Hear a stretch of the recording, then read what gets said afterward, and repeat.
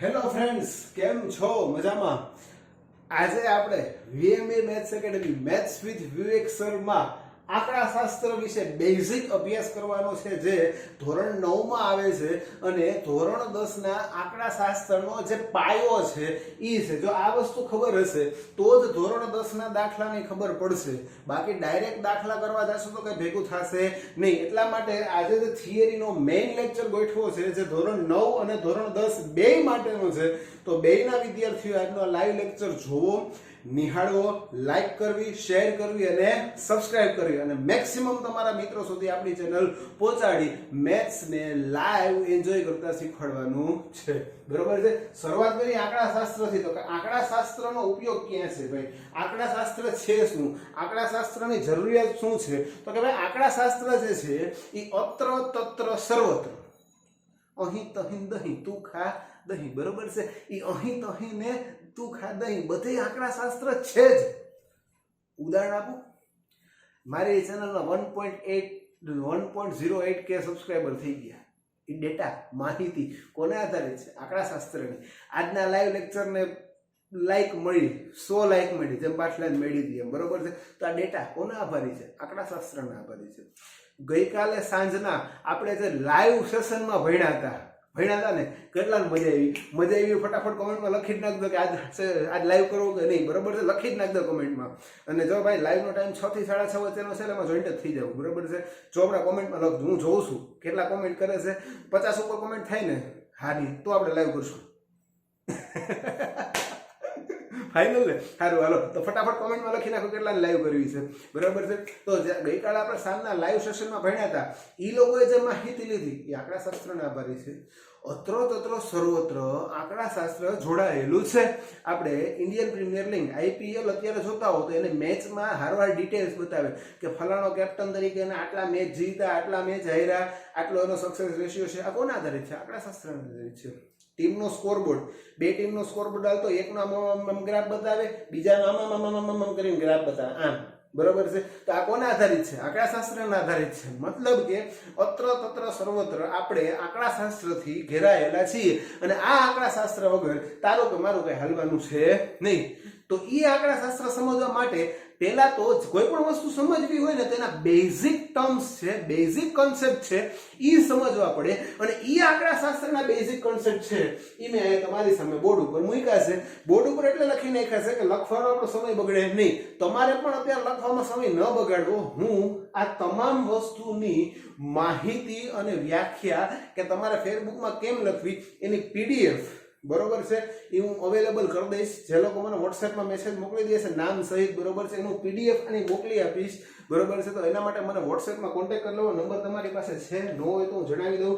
હવે તો હું નંબર લખું ને પેલા તમે કોમેન્ટમાં નંબર લખી નાખશો. જેટલા યાદ હોય ફટાફટ કોમેન્ટમાં નંબર લખી નાખો. શું છે? 9408235281, બરોબર, 9408235281. આ મારો નંબર છે.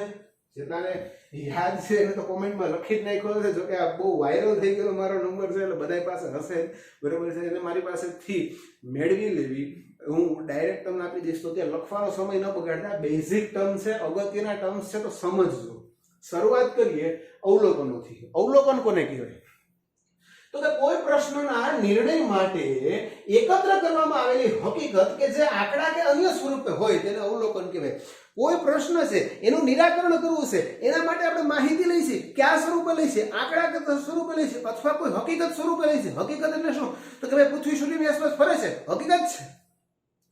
સૂર્યમંડળનું એનાલિસિસ કરવું હોય, સૂર્યમંડળ વિશે માહિતી આપણે મેળવવી હોય, સૂર્યમંડળના કારણો કાઢવા હોય, તો પહેલા મને એ જ ખબર પડવી જોઈએ કે બેઝિક જે સેન્ટર છે એ સૂર્ય છે, આજુબાજુ બધા ગ્રહો ફરે છે, આ ક્રમમાં ફરે છે. તો આ જે માહિતી છે એ કોને રિલેટેડ છે? માહિતી છે એ સૂર્યમંડળને રિલેટેડ છે. પણ માહિતીને રિલેશન ને માહિતીને જોડાવવું એ જ વસ્તુ છે આંકડાશાસ્ત્ર. તમને આંકડાશાસ્ત્રમાં માહિતી ચિત્ર સ્વરૂપે આપી હોય, ડેટા સ્વરૂપે આપી હોય. એણે એમ કીધું કે કોઈ પ્રશ્નના નિરાકરણ માટે એકત્ર કરવામાં આવેલી માહિતી. હવે ઘણી વખત એવું થાય છે, ઘણી વખત હું તમને એક વસ્તુ કહું. એક પ્રશ્ન છે, વિવેક સાહેબના સબસ્ક્રાઇબર કેટલા? જો હમણાં કોમેન્ટમાં લખી જ નાખશો સાહેબ હું લખતા તો મને ખબર છે ગળા હિન્દીનો વિશ્વાસ છે કે મારા સ્ટુડન્ટ છે બરોબર છે એ ક્યારેક મારી યારે ખોટું તો કરે જ નહીં, લખે છે બરોબર છે. તો એ વસ્તુ મને માહિતી ક્યાંથી મળી? તો એ વસ્તુ જ્યારે મેં યુટ્યુબ વાળાને પૂછ્યું તો યુટ્યુબ વાળાએ મારો ડેટાબેઝ ક્રિએટ કરી દીધો. ડેટાબેઝ ક્રિએટ કરીને એમાં લખેલું હતું ચોખ્ખું કે તમારા આ મહિનામાં આટલા સબસ્ક્રાઈબર, આ મહિનામાં આટલા સબસ્ક્રાઈબર, આ મહિનામાં આટલા સબસ્ક્રાઈબર છે. અત્યારે ટોટલ 1.08K સબસ્ક્રાઈબર છે. Okay, very good. તો આ કોને મળ્યું? આંકડાશાસ્ત્રને. મારો પ્રશ્ન હતો શું હતું કે મારા સબસ્ક્રાઈબર કેટલા એ જાણવા માટે મેં કોને પૂછ્યું? યુટ્યુબને. યુટ્યુબે મને શું માહિતી આપી? તો યુટ્યુબને નથી પૂછું, હું તમને જ પૂછી લઉં. તમે મને શું માહિતી આપશો? તો 1.08K. તો આ શું છે કે માહિતી છે, આ જે છે એ અવલોકન છે. અને આ માહિતી કયા સ્વરૂપે હોય? તો કે આંકડા સ્વરૂપે હોય, હકીકત સ્વરૂપ હોય, અન્ય સ્વરૂપ એટલે કે ચિત્રાત્મક સ્વરૂપે પણ હોય. બીજી વસ્તુ છે માહિતી. હવે હું એમ કહું છું કે આ માહિતી તો તમારા મગજનો પ્રશ્ન આવે કે સાહેબ માહિતી કોને કહેવી? સિમ્પલ ભાષામાં કહું ને માહિતી એટલે આપણે અમુક ગુજરાતી શબ્દ ન સમજે પણ એના ઇંગ્લિશ શબ્દ હોય ને એ આપણે તાત્કાલિક સમજી જતા. માહિતી એટલે ન્યૂઝ. સમજી ગયા ને? ન્યૂઝ, સમાચાર, માહિતી. બરોબર છે. શું કહે છે માહિતી? તો કોઈ ચોક્કસ હેતુસર એકત્ર કરવામાં આવતી હકીકત, આકૃતિ કે આંકડાકીય અવલોકનો જે અન્ય સ્વરૂપે હોય છે તેને માહિતી કહેવાય. બરોબર છે. આ જે અવલોકનો છે એને આપણે શું કહીએ છીએ? તો કે માહિતી. કાલે વિરાટ કોહલીએ, કાલે નહીં જો કે આગલા દિવસે હું ઇન્સ્ટાગ્રામમાં લાઈવ થયો હતો ત્યારે વિરાટ કોહલીએ 4 મારીને સુપર ઓવરમાં મુંબઈ સામે આરસીબીને જીતાડી દીધું હતું. આ માહિતી વિડીયો સ્વરૂપે હતી. આ માહિતી બીજા દિવસે છાપામાં ન્યૂઝ સ્વરૂપે હતી. આ માહિતી ઇન્ટરનેટ ઉપર ચિત્રાત્મક સ્વરૂપે હતી. આ માહિતી ઇન્સ્ટામાં વિરાટે દિલ જીતી લીધું મતલબ કે શાબ્દિક સ્વરૂપે હતી. તો કે આ જે મને મળે છે આ ન્યૂઝ, એને હું શું કહું છું? તો કે માહિતી. તો ક્લિયર થઈ કે તમારા બે કન્સેપ્ટ? એક તો અવલોકન, બીજો કન્સેપ્ટ થયો માહિતી. તો હવે આપણા મગજમાં આવે કે માહિતીના પ્રકાર કેટલા? તો કે ભાઈ માહિતીના મુખ્ય 2 પ્રકાર રાખીએ છીએ સમજવા માટે. આમ તો માહિતીના જાજા પ્રકાર છે, આંકડાકીય, વર્ણનાત્મક, પ્રાથમિક, ગૌણ. પણ હું અહીંયા સમજવા માટે માહિતીના મુખ્ય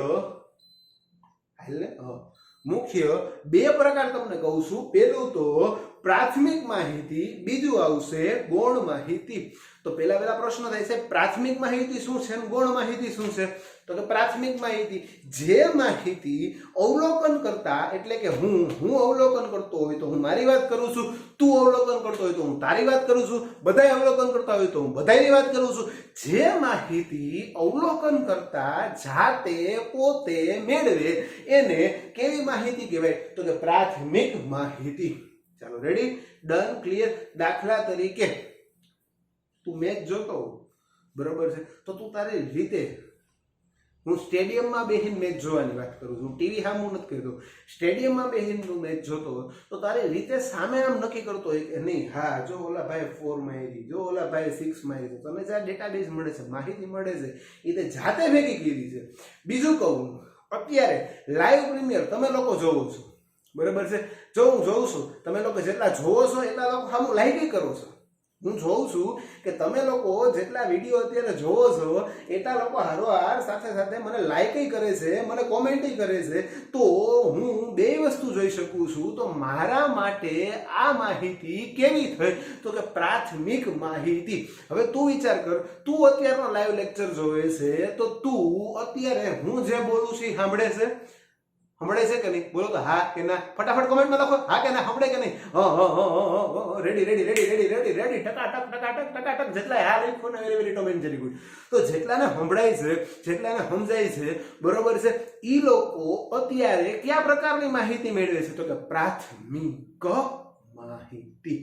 ભલે મોબાઈલના માધ્યમથી મેળવીએ છીએ એટલે ગૌણ માહિતી થઈ જાય બરોબર છે. ઇન ડિટેલ હું કહીશ તમને. પણ અત્યારે માની લો કે મોબાઈલ નથી, તમે લોકો લાઈવ મારી સામે બેઠા છો એટલે હું ચોખવટ કરું છું, મેં લાઈવ શબ્દ વાપર્યો બરોબર છે. મોબાઈલ તો એક માધ્યમ છે અને માધ્યમના કારણે માહિતી બદલી જાય બરોબર છે. પણ તમે માની લો કે અત્યારે તમે લાઈવ, આપણે કાલ રાતના કીધું તેમ લાઈવ પ્રીમિયરમાં લાઈવ બેઠા છો અત્યારે મારી સામે બરોબર છે. તો તમારા માટે કઈ માહિતી થાય છે? તો પ્રાથમિક માહિતી. હવે આ માહિતીની ચર્ચા તમે બીજા લોકો પાસે કરો તો એના માટે કઈ માહિતી છે? તો કે એના માટે ઈ જે માહિતી છે એ ગૌણ માહિતી થઈ. દાખલા તરીકે છાપાવાળા છાપામાં ક્રિકેટનું સ્કોર કાર્ડ છાપીને આપે હું જોવા ગયો તો નહીં. કોણ જોવા ગયું હતું? છાપાવાળા. છાપાવાળા માટે કઈ થઈ? પ્રાથમિક માહિતી. મારા માટે કઈ થઈ? ગૌણ માહિતી. ગૌણ માહિતીનું બીજું નામ શું? યાદ કરો તો લાસ્ટ લેક્ચરમાં કીધું હતું. ગૌણ માહિતીનું બીજું નામ શું? વેરી ગુડ, બઠવેલી માહિતી. કેમ કે હું બઠવી લઉં છું માહિતી. કોની માહિતી? છાપાવાળા માહિતી. આપણે આઈપીએલ ના મેચનું અથવા વર્લ્ડ કપ ના મેચનું અથવા ટેસ્ટ મેચનું અથવા વન ડે ક્રિકેટ મેચનું લાઈવ સુટી વિકાસમાં સિરિયલ જોતા હોય, બરોબર છે, પણ એ તારા માટે પ્રાથમિક થાય કે ગુણ? તો કે એ તારા માટે ગુણ થાય. શું કામ? તો કે એ માહિતી ત્યાંના કેમેરામેને મેળવી. અહીંયા કોઈ કેમેરામેન નથી, આપણા બે વચ્ચે કેમેરામેન નથી. હું જ પોતે રેકોર્ડ કરું છું અને હું જ પોતે ડાયરેક્ટ તમને મૂકું છું. એટલે આપણા બે વચ્ચે કમ્યુનિકેશન ડાયરેક્ટ છે. એટલે મેં તમને પ્રાથમિક કીધું હતું. અહીંયા જોજે, એ માહિતી કેમેરામેને મેળવી, કેમેરામાં મેળવી, એનું એનાલિસિસ કર્યું, સેટેલાઇટમાં મોકલી, એને સેટેલાઇટ થ્રુ તને અહીંયા પહોંચી. તો આજે માહિતી થઈ એ તારા માટે કેવી માહિતી થઈ? તો કે ગૌણ માહિતી. સિમ્પલ વસ્તુ, પ્રાથમિક માહિતી અને ગૌણ માહિતી. ક્લિયર છે? ફાઇનલ છે? હવે પ્રાથમિક માહિતી માટે છે ને આપણે પી શબ્દ વાપરશું. હું થોડીક વાર કોમેન્ટ સેશન પૂરતું કહું છું. અને ગૌણ માહિતી માટે છે ને આપણે એસ શબ્દ વાપરશું. હું માહિતી બોલીશ એક, બરોબર છે, તમારે મને કહેવાનું છે કે પ્રાથમિક છે કે સેકન્ડરી. સેકન્ડરી એટલે ગૌણ, પ્રાઇમરી એટલે પ્રાથમિક, એટલે પી અને એસ આપણે એવો સિમ્બોલ રાખ્યો છે. જો પ્રાથમિક હોય તો આપણે શું લખશું? પી. અને સેકન્ડરી હોય તો મતલબ કે ગૌણ હોય તો શું લખશું કોમેન્ટમાં? એસ. બરોબર છે. તો હું પહેલો પ્રશ્ન તમને પૂછું છું, બરોબર, હું પહેલો પ્રશ્ન તમને પૂછું છું. એ પ્રશ્નમાં જો પ્રાથમિક માહિતી આવતી હોય તો તમે શું લખશો? પી. અને જો ગૌણ માહિતી મળતી હોય તો તમે શું લખશો? S. Hello, ready? Final? Clear? આજે છાપામાં એવું લખ્યું હતું કે કાલે વરસાદ આવશે. માહિતી કેવી થઈ? લખી નાખો ફટાફટ કોમેન્ટ, ફટાફટ ફટાફટ, ટકાટક ટકાટક ટકાટક ટકાટક. હેલો, હું 10 સેકન્ડ રાહ જોઉં છું. 10, 9, 8, 7, 6, 5, 4, 3, 2, 1, 0. આ માહિતી કેવી થઈ? તો કે આ માહિતી મારી માટે સેકન્ડરી એટલે કે ગૌણ માહિતી થઈ. કેમ કે મને નથી ખબર, એ લોકોએ મેળવી માહિતી, એ લોકોએ એનાલિસિસ કર્યું, મેં તો છાપામાંથી बैठवी એટલે મારા માટે કેવી માહિતી થઈ? તો કે ગૌણ માહિતી. હજી એક આપણે ઉદાહરણ લઈએ. ફાઇનલ? લોકલ? એક ટકાટકનું ઉદાહરણ લઈએ. નરેન્દ્ર મોદીએ કાલે જમવામાં કઢી ખીચડી ખાધા હતા. હું જોવા ગયો તો નહીં. તું જોવા ગયો તો નહીં. મને તો કંઈક મીડિયા થ્રુ સમાચાર મળ્યા કે નહીં? તો કે હા. તો મારા માટે આ માહિતી કેવી થઈ ગઈ? ગૌણ માહિતી. બરોબર છે? લોક કરી દિયા જાય. ફાઇનલ? ક્લિયર? તો ખબર પડે છે ને ભાઈ, પ્રાથમિક માહિતી કોને કેવી અને ગૌણ માહિતી કોને કેવી. ચાલો, રેડી? કમ્પ્લીટ? હા, જો હજી એક ઉદાહરણ લઈ લઈએ. હું સ્કૂલે ગયો અને ત્યાં મેં 10 વિદ્યાર્થી સાથે મુલાકાત લીધી. મેં ખુદે લીધી છે, મેં માહિતી મેળવી છે. તો આ માહિતી કેવી થાય? પ્રાથમિક માહિતી. હવે આગળ વધીએ. આંકડાકીય અને વર્ણનાત્મક માહિતી. આંકડાકીય માહિતી કોને કેવી અને વર્ણનાત્મક માહિતી કોને કેવી? આંકડાકીય માહિતી. નામ એવા ગુણ. મેં તને કીધું હતું વ્યાખ્યા કોઈ ગોખવાની નહીં. નામ એવા ગુણ. આંકડાકીય મતલબ કે જે માહિતી ચોક્કસ નંબર, ચોક્કસ આંકડા, ચોક્કસ આંકડાઓનો સમૂહ કે ડેટાબેઝ તૈયાર રાખતી હોય કે જેમાંથી નકરા આંકડા જ દેખાતા હોય. આંકડાનું ઝાડની વાત નથી કરતો, આંકડા એટલે નંબર્સની વાત કરું છું, બરોબર છે? તો એ આંકડા જ દેખાતા હોય એવી માહિતીને કેવી કહેશું? તો કે આંકડાકીય માહિતી. વર્ણનાત્મક માહિતી કોને કહેવું? જો આંકડાકીય માહિતીમાં મારે મૂકવું હોય ને તો ક્રિકેટ સ્કોર કાર્ડ મૂકી શકું. વર્ણનાત્મક માહિતીમાં તો કે વર્ણનાત્મક માહિતીમાં જો હું લાઈવ કહું, કાલે સાંજના હું આરસીબી અને એમઆઈ નો મેચ જોતો હતો, જેમાં કેરન પોલાર્ડે બહુ સારી બેટિંગ કરી, સિક્સર મારી અને ઘડીક તો આરસીબી ના હાથમાંથી મેચ લઈ લીધો હતો. પણ છેલ્લે આરસીબી અને એમઆઈ નો મેચ ટાઈ થયો, સુપર ઓવર થઈ. સુપર ઓવરમાં એબીડીએ અને કોહલીએ આરસીબીને જીતાડી દીધું. આમાં ક્યાંય આંકડા નથી આવતા. આમાં મેં તમને ભાષણ કર્યું. મિત્રો, કાલે સાંજના 8 વાગ્યાથી નોટબંધી થઈ રહી છે. બસ આજે ભાષણ મળે છે, બરોબર છે? એ ભાષણને શું કહેવાય? ગૌણ માહિતી કહેવાય. આવતીકાલે સાંજના 5 વાગે બધાએ થાળી અને ચમચી લઈને tongue tongue tongue tongue tongue tongue tongue tongue tongue tongue tongue tongue જામી પડવાનું થાય. તો આ જે માહિતી થઈ એ માહિતી કેવી થઈ? ગોળ તો ન થઈ, કેમ કે અમે ન્યૂઝમાંથી લીધેલા ગોળ તો થઈ, હારવાથી માહિતી થઈ વર્ણનાત્મક માહિતી. તો માહિતીના કેટલા પ્રકાર? બે. પેલું કઈ પ્રાઇમરી, બીજું ગૌણ. પછી આગળ એના પ્રકાર કેટલા? તો કે આંકડાકીય અને વર્ણનાત્મક. જેમાં આંકડા આવતો હોય આંકડાકીય, જેમાં વર્ણન કરવામાં આવતું હોય વર્ણનાત્મક માહિતી. હવે આગળ જોઈએ સતત આવૃત્તિ વિતરણ અને અસતત આવૃત્તિ વિતરણ. પહેલા સતત આવૃત્તિ વિતરણ અને અસતત આવૃત્તિ વિતરણ માટે મારે એક માહિતી લેવી પડશે. હું વાત કરું છું પહેલા માહિતીની. મારી પાસે 15 વિદ્યાર્થીઓ છે જેના બ્લડ ગ્રુપ ની માહિતી છે.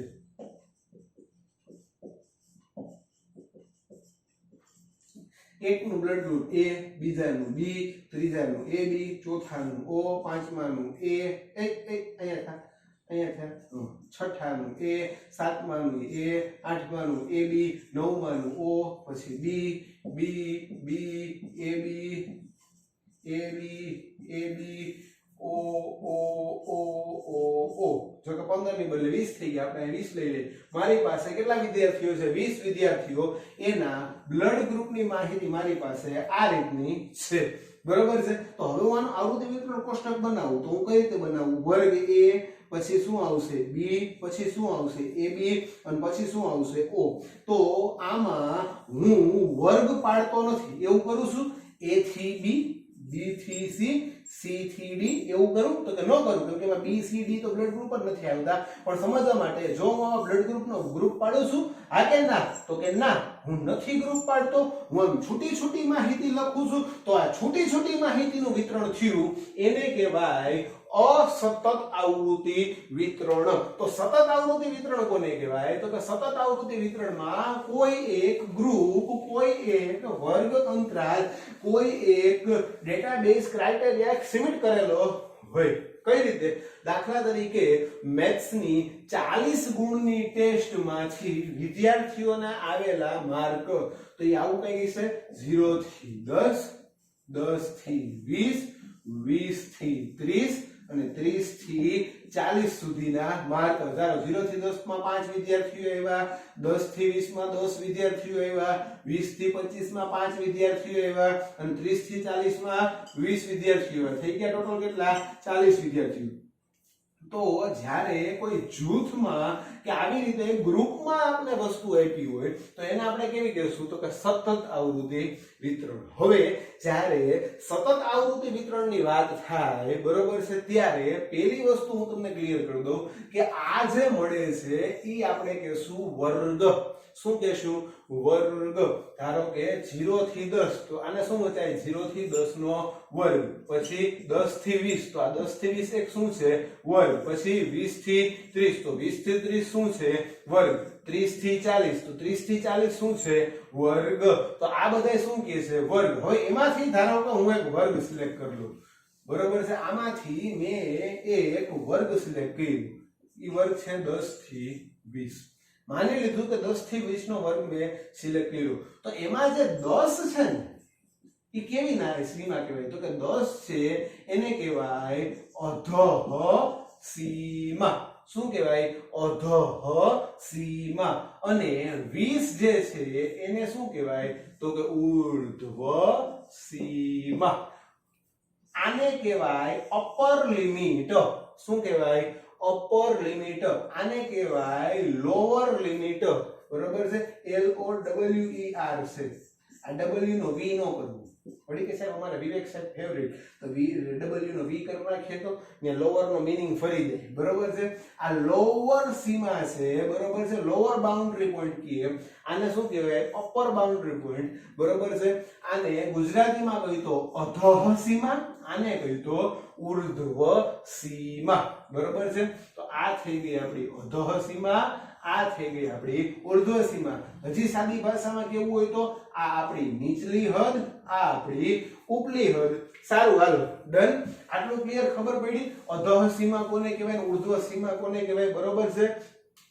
અધઃ સીમા માટે L રાખો, ઉર્ધ્વ સીમા માટે આપણે U શબ્દ વાપરીએ. હું તમને આંકડો આ બતાવું છું, વર્ગ બતાવું છું, એમાં તમારે મને કહેવાનું છે કોણ અધઃ સીમા છે ને કોણ ઉર્ધ્વ સીમા. ઉતાવળ કરતા નહીં, કમેન્ટમાં પહેલા પ્રશ્ન સાંભળજો. 10 થી 20, 20 થી 30, 30 થી 40, 40 થી 50, 50 થી 60, 60 થી 80, બરોબર છે. હવે આની જ્યારે હું વાત કરું છું, બરોબર છે, ત્યારે પેલા વેલા તો હું પૂછી લઉં કે ભાઈ 10 થી 20 ના વર્ગમાં આ 10 કયા પ્રકારની સીમા છે, અધઃ કે ઉર્ધ્વ. જો અધઃ હોય તો શું લખજો L, ઉર્ધ્વ હોય તો કોમેન્ટમાં શું લખજો U. હાલો 10 કયા પ્રકારની સીમા કહેવાય, અધઃ સીમા કે ઉર્ધ્વ, ફટાફટ લખીને લખો L L L L L. Yes, 10 છે કયા પ્રકારની છે, અધઃ સીમા. 50 થી 60 ના ગ્રુપમાં, 50 થી 60 ના ગ્રુપમાં આ 60 છે એ કયા પ્રકારની સીમા છે, લખી નાખો ફટાફટ કોમેન્ટમાં, ટકાટક, જલ્દી જલ્દી જલ્દી જલ્દી જલ્દી જલ્દી જલ્દી જલ્દી. Yes yes yes yes yes, very good. 60 જે છે એ કેવી સીમા થશે, ઉર્ધ્વ સીમા. 30 થી 40 ના ગ્રુપમાં, 30 થી 40 ના ગ્રુપમાં આ 30 છે એ કયા પ્રકારની સીમા થશે, ભાઈ હું ભલે પેન 40 લઈ જાઉં, હું પૂછવાનો તો 30 જ છું, ઉતાવળાએ લખી નાખ્યું બધાએ. આ 30 છે એ કયા પ્રકારની સીમા થાય, તો કે 30 છે એ અધઃ સીમા થશે, બરોબર છે, ક્લિયર છે, કમ્પ્લીટ છે, ડ્રોપ કરી દિયા જાય. હાલો હજી નેક્સ્ટ જોઈએ. 70 થી 80 માં આ 80 જે છે એ કયા પ્રકારની સીમા છે, તો કે 80 જે છે ઈ ઉર્ધ્વ સીમા છે. યસ, વેરી ગુડ, સાચું છે. હવે હવે હવે હવે હવે હવે હવે હવે હવે હવે હવે વિચારો વિચારો વિચારો વિચારો.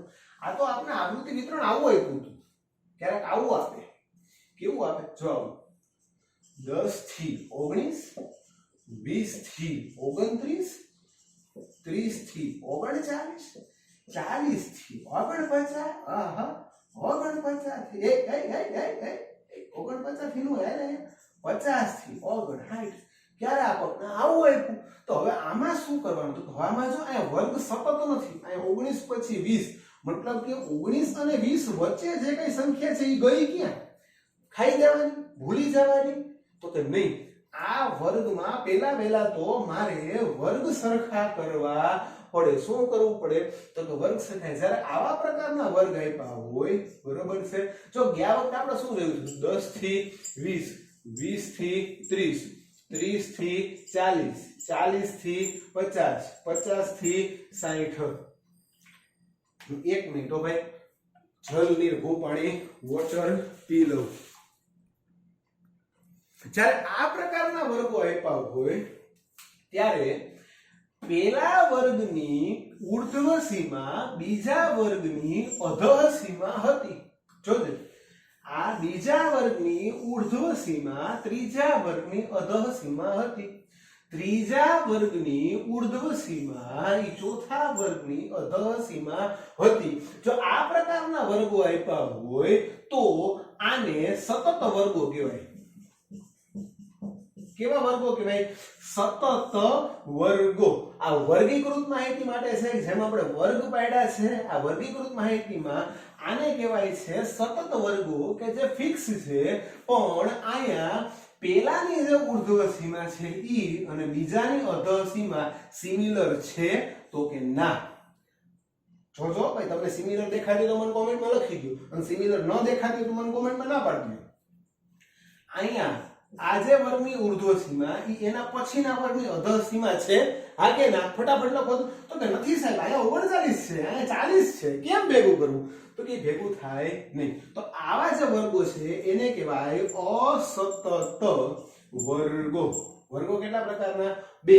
ક્યાં ક્યાં, સતત વર્ગો. સતત વર્ગોમાં શું હોય, તો કે સતત વર્ગોમાં આપેલા વર્ગની ઉર્ધ્વ સીમા તેના પછીના વર્ગની અધઃ સીમા થાય છે, બરોબર. આપેલા વર્ગની ઉર્ધ્વ સીમા તેના પછીના વર્ગની અધઃ સીમા થાય છે.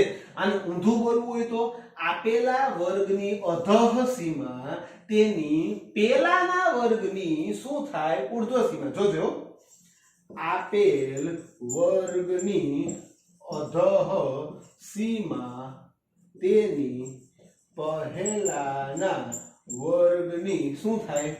ઉર્ધ્વ સીમા. આને બીજી રીતે કેવું હોય તો કે આપેલા વર્ગની અધઃ સીમા શબ્દ કાઢી નાખો, ને શું રાખશું? ઉર્ધ્વ સીમા. જો ઉર્ધ્વ સીમા શબ્દ વાપરો તો પછીનો વર્ગ આવે, અધઃ સીમા શબ્દ વાપરો તો કયો આવશે? પહેલાનો વર્ગ. તો અહીંયા આપેલા વર્ગની ઉર્ધ્વ સીમા તેની પછીના વર્ગની અધઃ સીમા થાય. આ કોના માટે? સતત આપ્યા હોય તો. પણ જો અહીંયા આપણે સતત આપ્યા છે, વર્ગો જે છે સતત વર્ગો છે, તો કે ના, અહીંયા વર્ગો અસતત છે. વર્ગો અસતત છે તો મારે સતત બનાવવા પડે, અને સતત બનાવવા માટે મારે અધઃ સીમા બિંદુ અને ઉર્ધ્વ સીમા બિંદુની જરૂર પડશે. કોની જરૂર પડશે? અધઃ સીમા બિંદુ અને ઉર્ધ્વ સીમા બિંદુ. જો ભાઈ ખાસ સમજજો આ કઈ રીતે મળશે.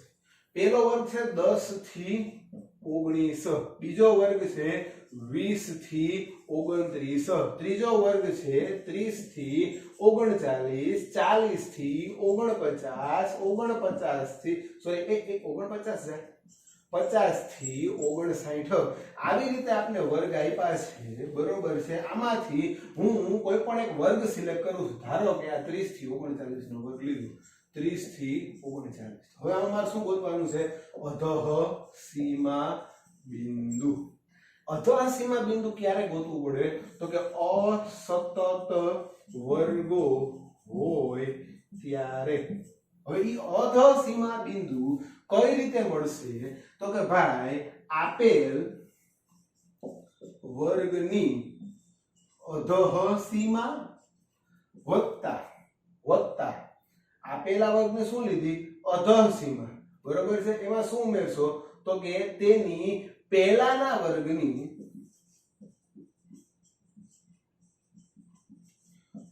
ઉર્ધ્વ સીમા છેદમાં 2. ચાલો, આપેલા વર્ગની અધઃ સીમા કેટલી છે? તો કે 30 વત્તા તેની પહેલાના વર્ગની ઉર્ધ્વ સીમા કેટલી છે? 29. છેદમાં કેટલા આવશે? 2. તો 30 ને 29 59 ડિવાઇડ બાય 2. 59 ડિવાઇડ બાય 2 કેટલા થાય? હાલો બોલો ફટાફટ. 29.5.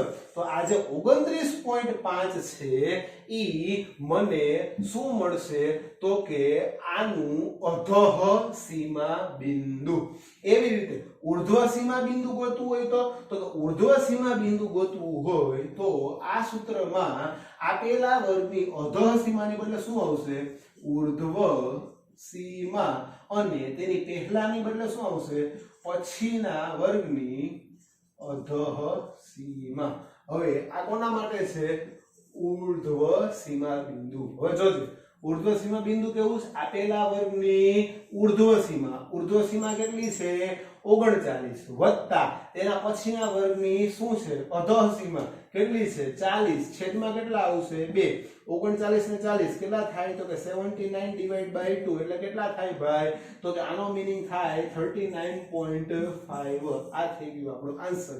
તો આજે 30 થી 39 નો વર્ગ છે એનું અધઃ સીમા બિંદુ કયું થયું? 29.5. ઉર્ધ્વ સીમા બિંદુ કયું થયું? તો 39.5. આ વાત થઈ અધઃ સીમા બિંદુ અને ઉર્ધ્વ સીમા બિંદુની. ભાઈ એક આ બધું મગજમાં ન ઘૂસે તો ટેન્શન લેતા નહીં, કેમ કે આ દાખલામાં જ્યારે ગણશું ત્યારે ઈઝીલી સમજાઈ જશે. અત્યારે ખાલી બેઝિક કન્સેપ્ટ સમજવાનો છે. હવે વર્ગ લંબાઈ. મારી પાસે એક વર્ગ છે 20 થી 30. આની મારે શું ગોતવી છે? વર્ગ લંબાઈ. કેમ મળશે? તો કે ઉર્ધ્વ સીમા બિંદુ માઈનસ અધઃ સીમા. ઉર્ધ્વ સીમા કેટલી? 30 માઈનસ અધઃ સીમા કેટલી? 20. તો જવાબ કેટલો આવશે? 10. તો આ 10 શું થઈ ગઈ? ઉર્ધ્વ સીમા. ચાલો રેડી. સોરી 10 શું થઈ ગઈ? વર્ગ લંબાઈ. ચાલો રેડી. આ છે આપણા આંકડા શાસ્ત્રના બેઝિક કન્સેપ્ટ. ફાઇનલ લોક કરી દિયા જાય. હવે હું થોડી ક્વિઝ મૂકું છું. બરોબર છે. હું પહેલા કંઈક લખું છું, લખ્યા પછી આપણે 5 જ મિનિટમાં એક ક્વિઝ સોલ્વ કરવાની છે. ફટાફટ હો ભાઈ. 10 થી 20, 20 થી 30, 30 થી 40, 40 થી 50, 50 થી 60. અહીં બીજું કંઈક લખીએ આપણે. 60 સુધી લીધું ને. હાલો 50 થી 59. આ બે અલગ અલગ વસ્તુ છે, હારે લખવી નહીં. 60 થી 69. પછી નેક્સ્ટ શું આવશે? 70 થી 79, 80 થી 89, 90 to 99. બરોબર છે. ફાઇનલ છે. હવે હું પ્રશ્ન પૂછું, એના ફટાફટ મને કોમેન્ટ સેક્શનમાં જવાબ દેવાના છે. બરોબર છે.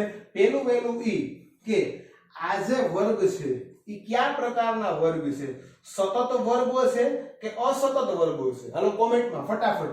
આ જે વર્ગ આપ્યા છે, આ ચોકઠામાં જેટલા વર્ગ આપ્યા છે, એ સતત વર્ગ છે કે અસતત વર્ગ છે? ફટાફટ ફટાફટ ફટાફટ ફટાફટ ફટાફટ. તો શું કહે? સતત વર્ગ છે. શું કામ? તો કે અધઃ સીમા, આપેલા વર્ગની અધઃ સીમા અને ઉર્ધ્વ સીમા બે કેવી છે? સમાન. જોઈ લે. આપેલા વર્ગની ઉર્ધ્વ, એના પછીના વર્ગની અધઃ, આપેલા વર્ગની ઉર્ધ્વ, એના પછીના વર્ગની અધઃ. આ બધી કેવી છે? સમાન છે. ચાલો રેડી. હવે આમાં મારે એક ક્વેશ્ચન પૂછવો છે. મારી પાસે એક વર્ગ છે 30 થી 40 નો, એની અધઃ સીમા કેટલી થાય? 30 થી 40 ના વર્ગની અધઃ સીમા કેટલી હોય? ફટાફટ કોમેન્ટમાં લખી નાખો. 30 થી 40 નો વર્ગ અધઃ સીમા કેટલી કેટલી કેટલી કેટલી કેટલી કેટલી કેટલી? તો કે 30. નેક્સ્ટ 50 થી 60 ના વર્ગની અધઃ સીમા કેટલી કેટલી કેટલી કેટલી કેટલી કેટલી કેટલી કેટલી કેટલી કેટલી કેટલી કેટલી? 50.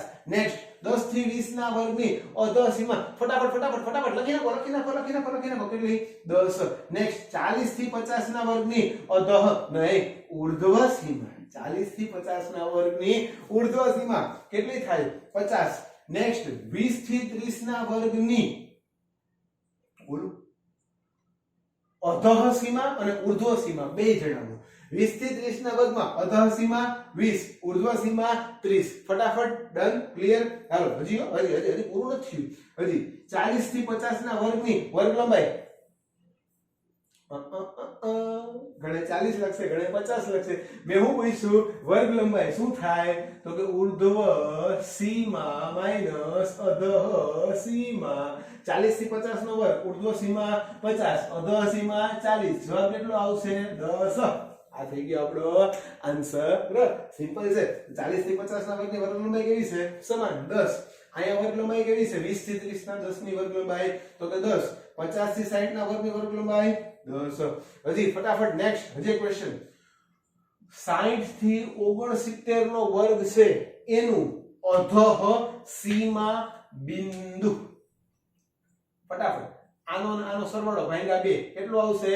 59.2. બરાબર છે ને? કમુરો 2 હાઈ આવે 59.5. બરાબર છે. 70 થી 79 ના વર્ગનું અધઃ સીમા બિંદુ. આ બેનો શું થશે? સરવાળો છેદમાં 2 કેટલો આવશે? 69.5. આ વર્ગનું અધઃ સીમા બિંદુ કેટલો આવશે? તો કે 79.5. આ વર્ગમાં કેટલો આવશે? 89.5. અહીંયા કેટલો આવશે?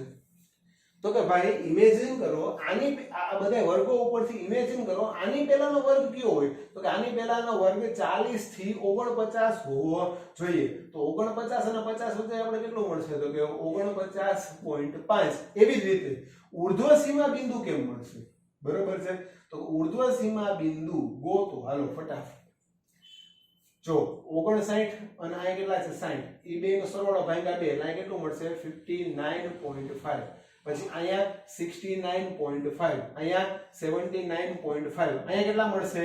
89.5 અહીંયા કેટલા મળશે 99.5 ચાલો રેડી ડન ક્લિયર હવે તમે એમ કહો સાહેબ આ કેમ મેળવ્યું તો કે સિમ્પલ છે 100 અને નેક્સ્ટ કયો છે 109 100 અને 99 નો સરવાળો ભાઈ કેટલા કરી નાખ્યા 2 તો આ મળશે આપણે અધઃ સીમા બિંદુ અને ઉર્ધ્વ સીમા બિંદુ ચાલો રેડી ક્લિયર કમ્પ્લીટ તો આ છે આંકડાશાસ્ત્રના બેઝિક કન્સેપ્ટો નેક્સ્ટ લેક્ચરમાં આપણે